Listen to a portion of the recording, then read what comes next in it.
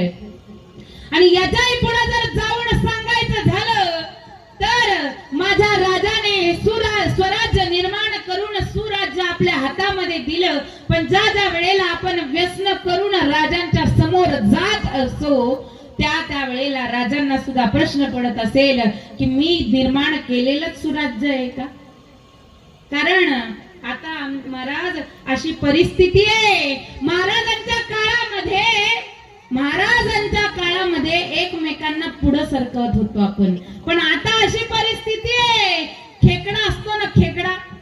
त्याच्यात लहान मोठे छोटे मोठे असे प्रकार आहेत, तसेच माणसांमध्ये सुद्धा खेकड्याचे प्रकार आहेत, कुणी छोटा खेकडा कुणी मोठा खेकडा, आणि असे काही खेकडे आहेत महाराज की हे खेकडे फक्त पाय खेचण्याचं काम करतात, है की नाही, दुसरं तिसरं काही काम करत. परमार्थामध्ये तर जरा जास्तच आहे, जसं राजकारणाचा विषय ना, आता राजकारण हे परमार्थ राजकारणाला सुद्धा मागे टाकते महाराज, एवढा कारण आमचा हा परमार्थ नुसता रुंदावलाय,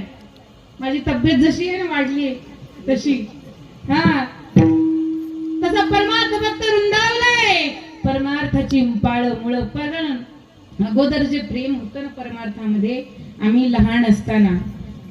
आमच्या भैयासारखे ज्या वेळेला आम्ही होतो ना त्यावेळेचे आमचे वारकरी महाराज खांद्यावर घेऊन नाचायचे कीर्तनामध्ये, पुढं आम्हाला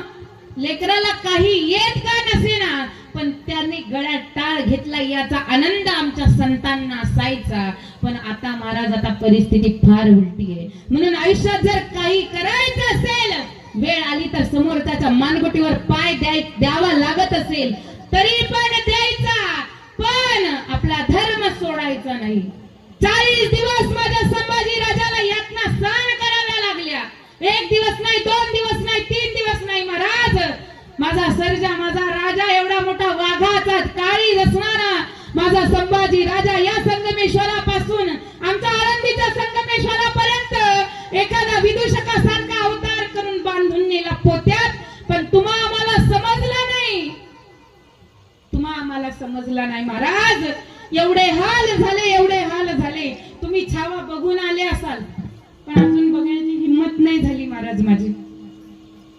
फ्री मध्ये दिला मोबाईल मध्ये तरी पण बघण्याची हिंमत नाही झाली का?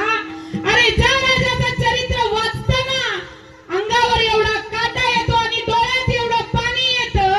त्या राजाचं चरित्र, त्या राजाला ज्या वेळेला ते नालायक मुघल ज्या वेळेला त्या औरंग्याचे लोक सोलत असतील त्यावेळेला काय झालं असेल महाराज काळजाचं. अहो ठेच लागू द्या आपल्या बोटाला, नुसती ठेच जरी लागली ना 4 दिवस नख निघतं